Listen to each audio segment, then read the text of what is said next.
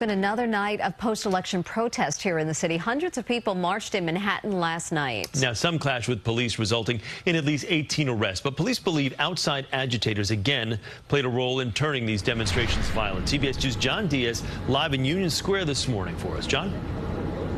Yeah, good morning, Chris. Good morning, Mary. And it's still unclear what exactly sparked these arrests, but what is clear is that the NYPD believes that these protests will not be slowing down anytime soon. They will be going on for the foreseeable future, but they tell us that officers will be ready and prepared.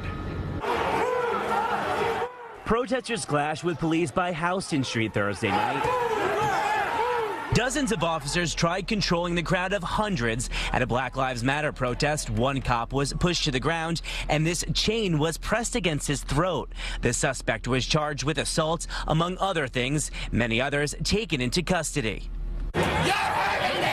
This is the second night in a row demonstrations have turned ugly. 18 people arrested following Wednesday night's arrests of nearly 60 people, including Jonathan Peck, who was charged with disorderly conduct.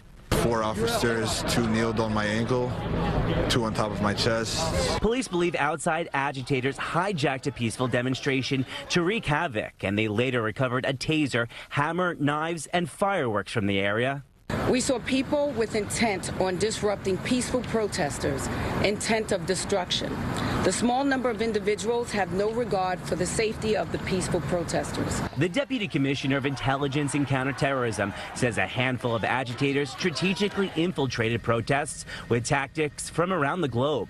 What we've seen is written material that was prepared, including charts delineating different roles that were made by protesters as far away as Hong Kong. The NYPD released mugshots of 5 people arrested Wednesday for violent crimes, including assaulting an officer. They haphazardly ran into one of our bikers and took that as a sign to start making arrests. And from there, the situation only escalated. Video also shows cops forming a line and using their bikes to confine demonstrators, dragging at least one protester through the crowd. They pretty much held back the crowd, right? And in a protective type nature. There were fires set ahead of the crowd. They didn't realize that. And maybe we could have communicated that a little bit better.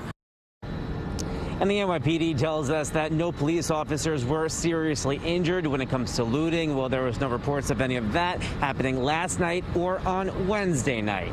We are live this morning from Union Square. John Diaz, CBS 2 News. John, thank you.